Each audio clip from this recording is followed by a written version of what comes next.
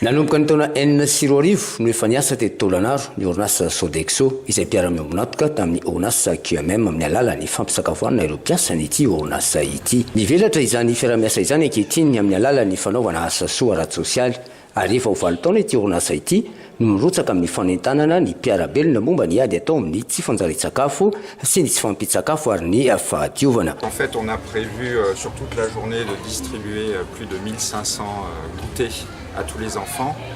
Et ça vient en fait pour finaliser et marquer un peu l'événement parce qu'il y a eu plus de 3 semaines où des employés volontaires de Sodexo sont intervenus dans les classes pour faire des séances de sensibilisation sur la lutte contre la faim, la sécurité alimentaire et l'hygiène personnelle. Fa amporisika sy ampazoton'ny mpianatra ao amin'ny EPP Tanambao izao tosika avy amin'ny orinasa izao hoy ny Italiany sekoly Ramatoa Eve Anjarasoa Manahira. Azo tosika zao dia mitondra faharisihana ho an'ny mpianatra hianatra satria faly zareo nahazo an'izao tosika natao Sodexo zao dia isaoranay azy be dia be mihitsy ny fitohizany asa izay tsy hanadinon'ny zareo ny EPP Tanambao.